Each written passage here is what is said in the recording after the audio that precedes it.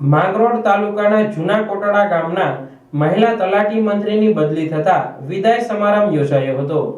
માંગરોળના જૂના કોટડા ગ્રામ પંચાયતમાં તલાટી મંત્રી તરીકે છેલ્લા 2.5 વર્ષથી ફરજ બજાવતા માયાબેન બારડની સીલ ગ્રામ પંચાયતમાં બદલી થતા ભાવભર્યું વિદાયમાન અપાયું હતું। ગ્રામજનો, માયાબેનના વિદાય સમારંભ નિમિત્તે બધાને નમસ્કાર। 2.5 વર્ષની માયાબેનની કામગીરીમાં બહુ માયાબેનની સંતોષકારક અને એક લાગણીસભર સ્વભાવ અને ખૂબ એણે ગામને સહકાર આપ્યો। કામ પણ બહુ વ્યવસ્થિત અને એક સરસ મજાનું એણે કામ કર્યું અને સદા એની વિદાય સમયે આપણે થોડુંક દુઃખ તો થાય છે, પણ હવે સરકારના નિયમ મુજબ જો વિદાય એને મળતું હોય, ભાઈ બીજી જગ્યાએ બદલી મળતી હોય તો એ થોડીક દુઃખની લાગણી તો છે। જૂના કોટડા ગામના સરપંચ રેખાબેન નરસિંહભાઈ ખેર, તાલુકા પંચાયત સદસ્ય સહિત ગ્રામજનો દ્વારા મોમેન્ટો આપી તેઓની સારી કામગીરીને બિરદાવતા ફૂલોથી વર્ષા કરી ભાવભર્યું વિદાયમાન અપાવવામાં આવ્યું હતું। આ પ્રસંગે નવનિયુક્ત તલાટી મંત્રી તરીકે ભાવિકાબેન ખેરને જૂના કોટડા ગ્રામ પંચાયતનો ચાર્જ સોંપ્યો હતો અને ઉપસ્થિત સૌ લોકોએ ભાવિકાબેન ખેરને આવકાર્યા હતા। આજે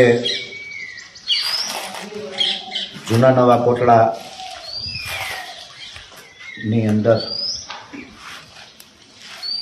અમારી એક વહાલી દીકરી માયાબેન બારડ જે તલાટી કમ મંત્રી તરીકે બંને ગામની જે એણે ફરજ અદા કરી છે, જે એને કામગીરી એક દીકરીની જેમ, એક બેનની જેમ એણે જે ફરજ અદા કરી છે અને અચાનક એમની બદલી થતાં આજનો વિદાય સમારંભ ગોઠવવામાં આવ્યો છે। સાથે સાથે થોડુંક દુઃખ પણ થાય છે કે અમારા ગામને એક સારા તલાટી મંત્રી મળ્યા હતા, સારી કામગીરી હતી। 2.5 વર્ષની અંદર કોઈનું દિલ દુખાણું નથી, 2.5 વર્ષની અંદર કોઈનું કામ નથી રહ્યું।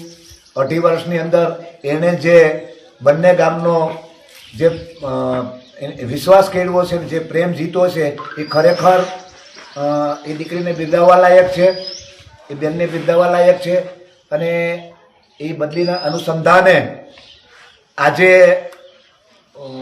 બેનનો વિદાય સમારંભ ગોઠવવામાં આવ્યો છે। થોડુંક આપણને દુઃખ થાય છે કે એક સારા એવા કર્મચારી આપણા ગામમાંથી બદલી થઈ અને વિદાય લે છે, પરંતુ સરકારના જે નીતિ નિયમો પ્રમાણે સરકારી ગવર્મેન્ટ સર્વન્ટની બદલી તો થતી જ હોય છે અને જે જગ્યાએ એને જે જગ્યા ફાળવવામાં આવી છે એ જગ્યાએ જવું પડે।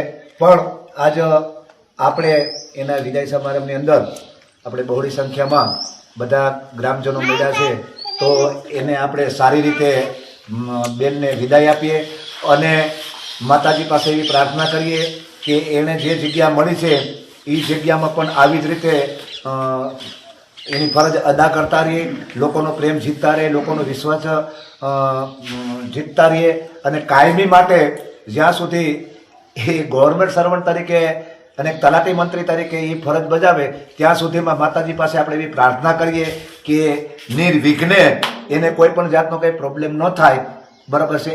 એવી આપણે માતાજી પાસે પ્રાર્થના કરીએ। અસ્તુ, જય હિન્દ, જય ભારત।